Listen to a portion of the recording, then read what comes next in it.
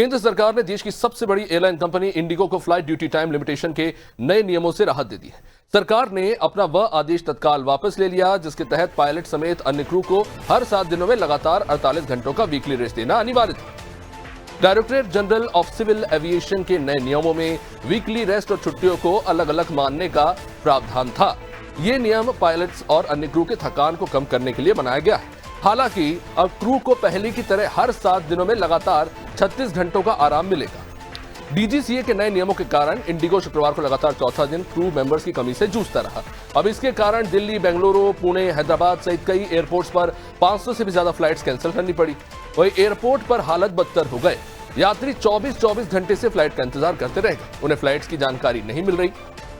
Delhi airport पर यात्री पानी, खाना और जरूरी सामानों के लिए स्टाफ और सुरक्षा कर्मियों से बहस करते रहे। वहां तो झगड़े भी हो गए। कई जगह मारपीट तक की नौबत आ गई।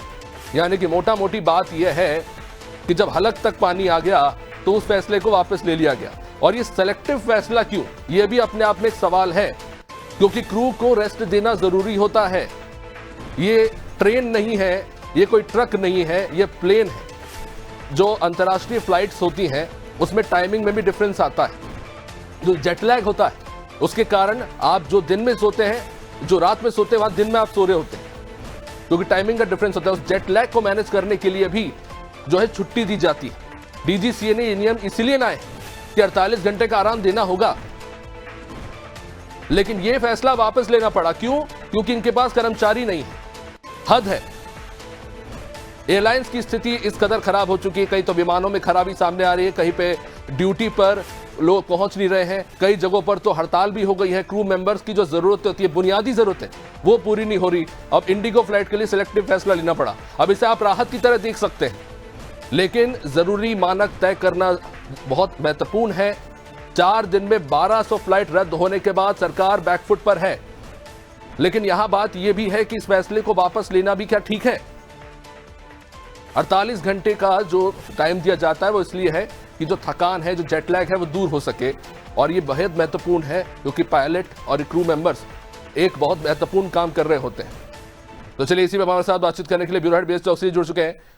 ब्रिजेश जी, कह देना बड़ा आसान है, सरकार बैकफुट पर है, लेकिन ये बात भी समझनी होगी कि जो ये प्लेन चलाने की बात हो रही है, ट्रेन चलाने की बात नहीं हो रही है। यहाँ पे जेट लैग होता है, अलग अलग टाइमिंग्स होती हैं, कहीं पे दिन होता है, कहीं पे रात होता है, तो उनके सोने के टाइम्स खराब हो जाते हैं, क्रू मेंबर्स हो चाहे पायलट हो। ऐसे में जो डीजीसीए ने गाइडलाइन जारी करी कि 48 घंटों का रेस्ट देना होगा, अब उसे वापस इसलिए लेना पड़ा है क्योंकि इनके पास कर्मचारी नहीं है और स्थिति इतनी खराब है कि एयरपोर्ट पे लड़ाई झगड़े हो जा रहे हैं। पहले तो आप बुनियादी जरूरतों पे ध्यान दें, वो आप पूरी नहीं कर पा रहे, फिर आप एक नियम ले आते हैं, फिर उसका पालन नहीं करवा पा रहे क्योंकि आपकी स्थिति खराब है। निश्चित तौर पर अभिषेक, सरकार चाहती है कि जो विमान हादसे हुए हैं उनकी पुनरावृत्ति ना हो। किस तरह से पायलटों को आराम दिया जा सके, 48 घंटे आपको आराम देना होगा। अभी तक हम देख रहे हैं कि रात में जो उड़ानें होती थी, 6 नाइट शिफ्ट में काम करते थे, 6 उड़ानों का वो करते थे, अब जो 2 कर दी गई थी। जो नियम नए लाए गए थे वो यात्रियों की सुरक्षा की दृष्टि से लाए गए हुए थे। सरकार ने उनको पालन करने के निर्देश दिए गए थे, लेकिन उससे पूरी अफरा तफरी का माहौल हो गया है। हम देख रहे हैं कि आधा दर्जन से ज़्यादा एयरपोर्ट पर किस तरह से मारपीट जैसी नौबत आ गई है, क्योंकि जो इंडिगो संचालन करती है विमानों का, वो सर्वाधिक 60% उसका मतलब भारतीय वायुसेना पर कब्जा है, माफ़ कीजिएगा, विमानों पर कब्जा है। जो यात्री हैं 60%। यदि आप 1200 से अधिक फ्लाइट रद्द होंगी 4 दिन में, तो निश्चित तौर पर ऐसे हालात होंगे। अब वो कह रहे हैं कि हमारे पास पायलट नहीं है, 5000 से अधिक ही पायलट हैं, हमारे पास क्रू मेंबर्स नहीं है जो कि 10,000 ही हैं, जो कि दोगुनी संख्या होनी चाहिए इनकी। तो ये जो संख्या बढ़ाना थी, इसके लिए वो लगातार सरकार से मांग भी कर रहे थे कि उनको फरवरी तक का मौका दिया जाए।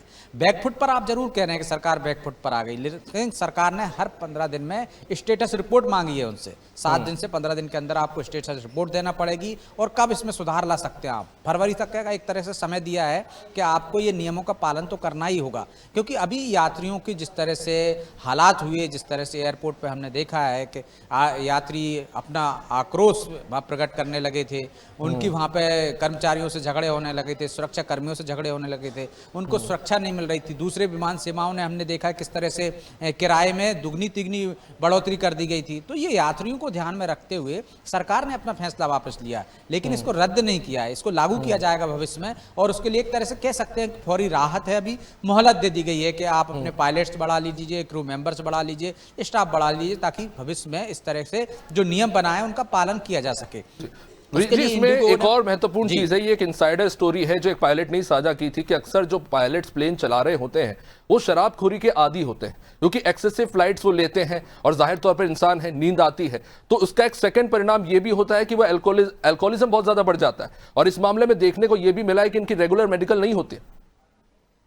निश्चित तौर पर जब आपके पास पायलट्स कम हैं तो आप उनसे ज़्यादा से ज़्यादा काम ले रहे हो ना, वो आराम कर सकते हैं। अब जो नियम बनाए थे कि यदि आप यूएसए जाएंगे या आप विदेशी की विमान सेवा का वो पायलट रहेंगे तो आपको कितने 10 घंटे का आपको आराम देना पड़ेगा, क्योंकि दिन और रात का अंतर आता है, जो अभिषेक आपने भी कहा। उससे वजह से कई बार थकावट की वजह से, और हमने देखा है जो विमान हादसा हुआ था उसमें ये भी कहा गया था कि पायलट कितने घंटों से लगातार वहाँ पे विमान को उड़ा रहे थे। तो ये जो हालात थे, जो रिपोर्ट आई थी, उसके बाद ही सरकार ने निर्णय लिया था कि लगातार पायलटों में थकान हो रही है, वो लगातार उड़ाने उनको इतनी आराम नहीं मिल पा रहा है, तो वो आराम देने के लिए, खासकर यात्रियों के लिए, तो जब आराम नहीं मिलता है तो हम देखते हैं कि पायलट को, जो कई बार जांच में भी आया है कि वो अल्कोहल ले हुए थे, तो रिपोर्ट आ जाती है। इसके बाद जो रिपोर्टें आई उसी के आधार पर तो ये निर्णय लिए गए थे, और बाकायदा सरकार निगरानी कर रही है। जो पर्यटन मंत्री है उन्होंने कहा ही था कि आप इसको लागू करना है। तो जो पहले से यदि तैयारी करती है इंडिगो, तो निश्चित तौर पर ये हालात नहीं बनते। लेकिन कहीं ना कहीं चूक हुई है, उतने पायलट्स हैं आपके पास है नहीं है, उतने क्रू मेंबर्स आपके पास है नहीं है, भर्ती करना पड़ेगी, उनको ट्रेनिंग दिलाना पड़ेगी। तो वो सब तमाम चीज़ें हैं, इसको ध्यान में रखते हुए मैंने जो कहा ना कि राहत दी है, उसको वापस नहीं लिया है, एक तरह से रद्द नहीं किया। ये नियम लागू रहेंगे भविष्य में, लेकिन अभी फरवरी तक इंडिगो ने जो समय मांगा था उस समय के अनुसार इसको एक तरह से अभी रद्द कर दिया गया, जो आदेश दिया गया था यात्रियों को ध्यान में रखते हुए कि लोगों को परेशानी ना हो। लेकिन आप देखिए अभी भी सामान्य हालात होने में अभी समय लगेगा, 2 से 4 दिन लगेंगे। आपको देखिए कि लगातार 1200 से अधिक जब फ्लाइट रद्द हुई हैं तो इतने यात्री परेशान हैं, उनकी कनेक्टिंग फ्लाइट भी रद्द हो गई हैं। तो वो जो समस्या आई है उसमें निजात पाने में, उससे सामान्य होने में भी अभी 2 से 4-6 दिन लग सकते हैं। निश्चित, बहुत बहुत शुक्रिया ब्रिजेश जी विस्तार जानकारी के लिए। देखिए एक और चीज आपको बता दें कि अभी क्रिसमस का समय, क्रिसमस नजदीक है और ऐसे में इंटरनेशनल फ्लाइट की संख्या भी बहुत बढ़ जाती है, एयरलाइंस पर काफी लोड होता है, और इन सब के बीच में जो स्थिति बन रही है कहीं ना कहीं उससे कह सकते हैं कि फिलहाल के लिए थोड़ा समझौता किया गया है।